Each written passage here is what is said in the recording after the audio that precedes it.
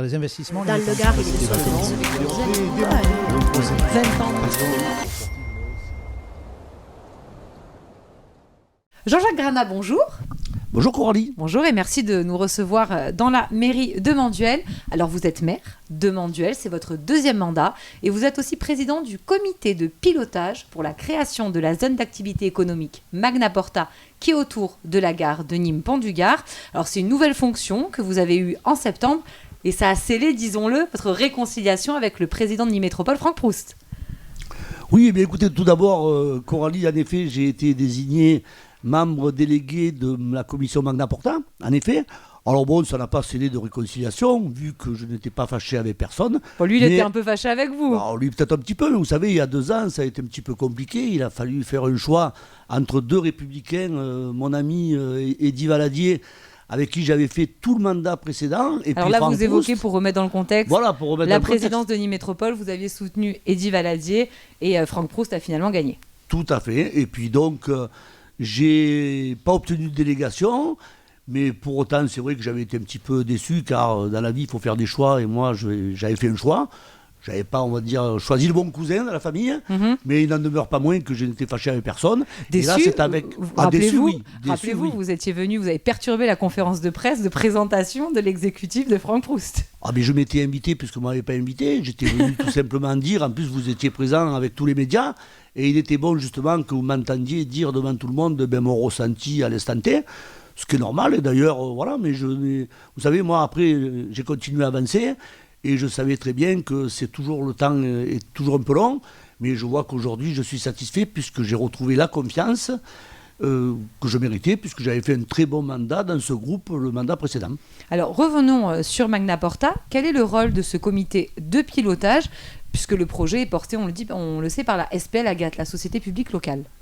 Alors, en effet, ce projet est porté par la SPL Agathe, mais vous le savez très bien, la SPL Agathe est jamais qu'un outil qui permet aux collectivités, d'ailleurs moi-même à Manduel, j'utilise cet outil SPL Agathe, comme l'utilisent beaucoup de communes de l'agglo, puisque nous sommes actionnaires de cette SPL.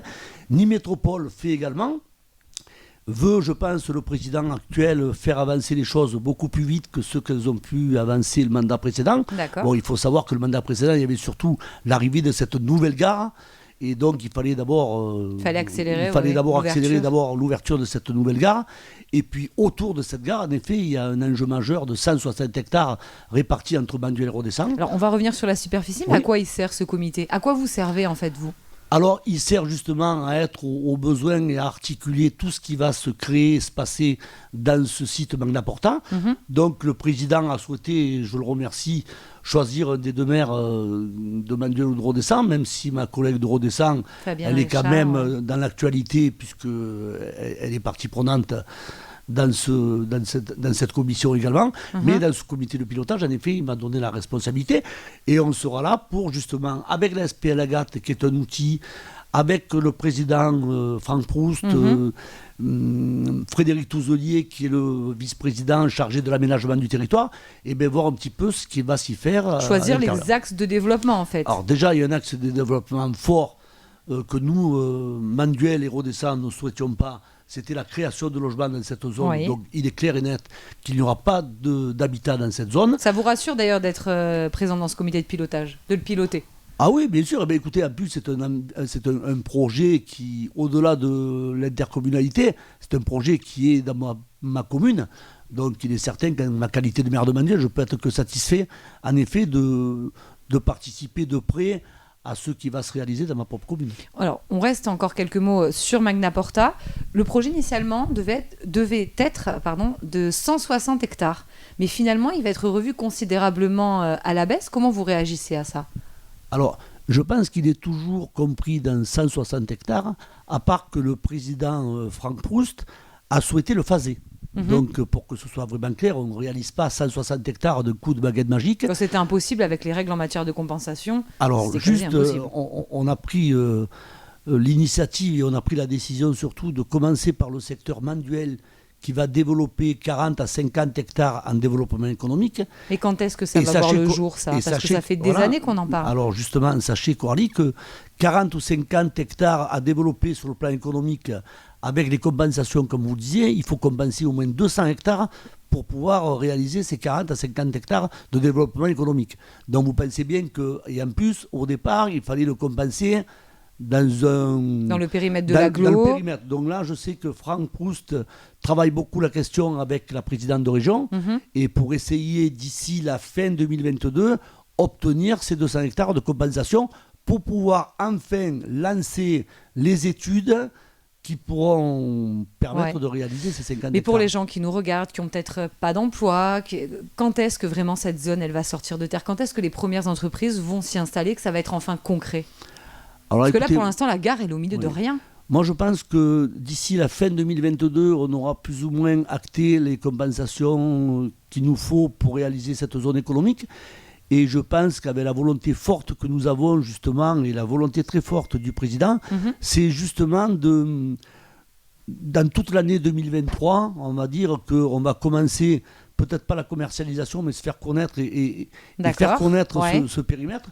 Et moi, je suis très ambitieux de penser qu'avant la fin du mandat, on pourra poser quelques pierres des premières entreprises qui pourraient s'y créer. Vous avez un type d'entreprise que vous aimeriez accueillir? Non, je crois que on va éviter la logistique, parce que ce n'est pas du tout prévu. Ça consomme beaucoup de terrain. Voilà, ça consomme beaucoup de terrain et ça crée peu d'emplois.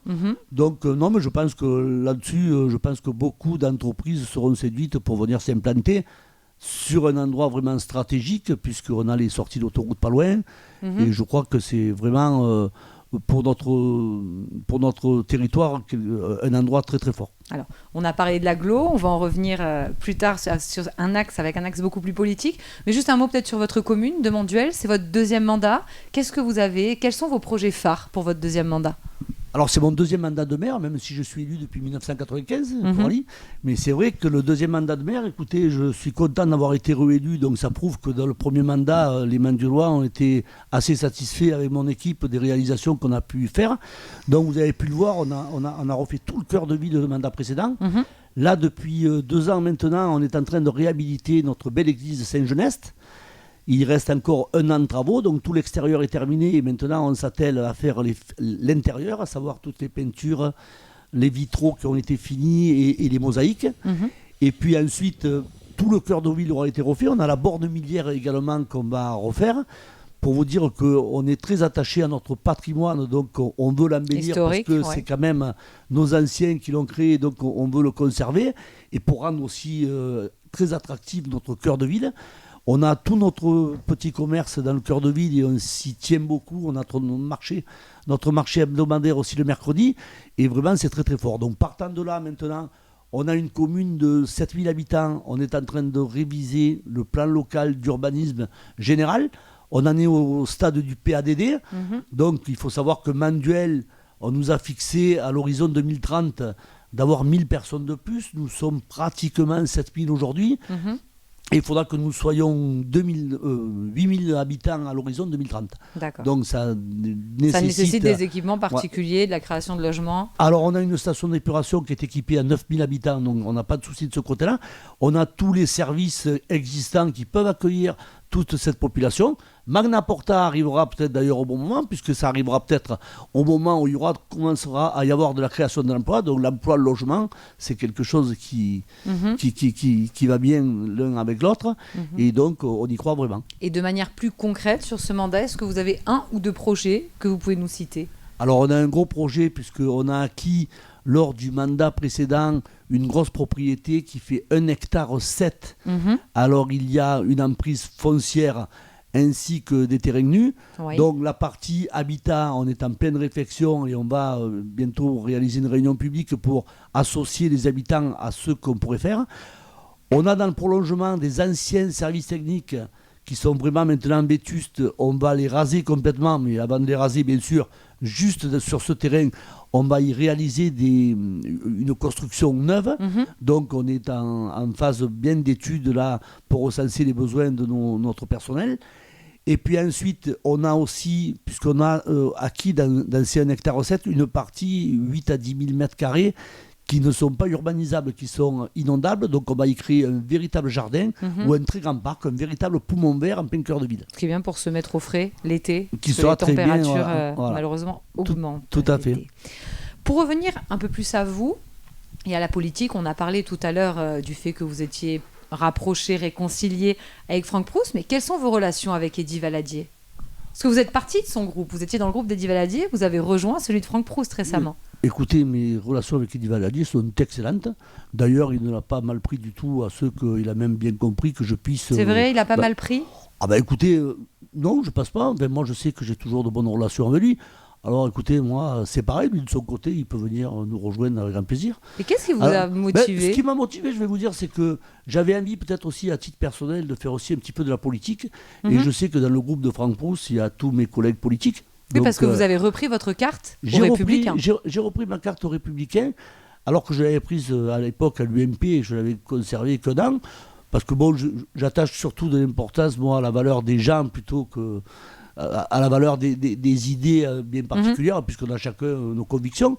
Mais disons que on est dans une période qui va être dite électorale, donc avec le vote d'un président de la République, et ça suivra les législatives. J'ai envie de donner un coup de main dans cette élection politique où j'ai parrainé personne. Avant que vous me posiez la question, je vais vous le dire, Coralie. Vous n'avez pas parrainé Valérie Pécresse. Mais en même temps, j'ai voulu justement prendre une carte politique pour justement m'engager dans le primaire qu'il y a eu à droite. Alors je me suis bien gardé justement, pour ne pas faire 2 fois l'erreur, de choisir un candidat, mais par contre, je soutiens avec grand plaisir, celle qui a gagné. Bon, après, il y avait moins de risques de choisir un candidat à la primaire qu'à Annie Métropole. Mais je vais soutenir Valérie Pécresse toute cette campagne présidentielle, en espérant qu'elle va gagner cette élection, car elle est tout à fait jouable. Mais dans ce ralliement, est-ce qu'il n'y a pas un peu une arrière-pensée politique? Parce que ce que vous dites pas, gouverner, on sait que c'est quand même prévoir. Si Frédéric Touzelier, qui est l'actuel premier vice-président de Nîmes Métropole, est élu député, il y a une ouverture sur la 2e circonscription, est-ce que vous dites pas, je serai vice-présidentiable? Et c'est pour ça que vous êtes revenu aussi dans la maison. Ah, vous êtes coquine, vous, dans vos questions. Moins que vous, certainement. Vous avez pensé avant moi. Non, pas du tout. Mais écoutez, moi, Frédéric Touzelier, déjà, est candidat dans cette circonscription. Et bien évidemment, je lui souhaite le bonheur de la réussite. Mais tout comme dans ma circonscription également, il y a la candidature de François Courdil. Donc, je vais soutenir, et c'est un petit peu aussi l'engagement fort que je fais à titre personnel politique. Je vous dis à titre personnel parce que je suis issu d'une équipe, moi, municipale, où il y a divers courants dans mon groupe. D'ailleurs, c'est pour ça que vous n'avez pas parrainé Valérie Et c'est la raison Pécresse, pour laquelle j'ai parrainé personne, parce qu'on est dans une équipe où il y a, je pense, même si on se taquine un petit peu quand on a des moments en off, on sait qu'on arrive à couvrir beaucoup d'électorats. Mais si un poste de vice-président se libère à la gauche, je reviens à ma question. Écoutez, ça vous ferait plaisir? Je le prendrai avec plaisir, bien sûr. Comme Gaëtan Prévoto, qui lui aussi a quitté le groupe d'Eddie Valadier. Mais Gaëtan Prévoto, il avait eu la même démarche que moi il y a 2 ans. Et je veux dire, par là, il fallait qu'on soutienne un candidat, on l'a fait. D'ailleurs, on n'a pas été à l'élection du président, rappelez-vous.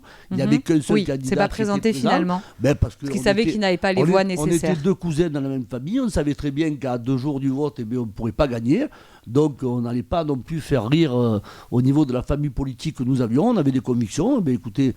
Mais pour autant, Eddie Valadier aurait été un grand président, j'en suis persuadé, même si aujourd'hui, Franck Proust est un très très bon président aussi, il n'y a rien à dire. Après, il y a peu de chances qu'Eddie Valadier vous rejoigne aujourd'hui, puisqu'il est président de son groupe, et dedans, il y a des maires qui sont apolitiques. On pense à Patrice Quittard, le maire de Pouls, par exemple. Vous savez, on ne sait jamais ce que fera demain.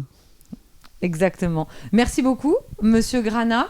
Et une dernière question, peut-être un peu personnelle, un peu indiscrète. Vous avez un tatouage sur la main, alors on va le montrer après à la caméra. Qu'est-ce que c'est ? C'est un tatouage que j'ai pu faire, et d'ailleurs j'ai connais une autre personne qui a le même tatouage que moi, oui. à qui je tiens beaucoup. Qui est votre compagne. Qui m'accompagne. D'accord. Voilà. Merci beaucoup, Monsieur Grana, et puis à bientôt, peut-être sur le plateau de Bonsoir le Gard. Mais avec grand plaisir, et vous pouvez le dire à Monsieur Samari que je viendrai avec un grand plaisir. Merci beaucoup, Coralie.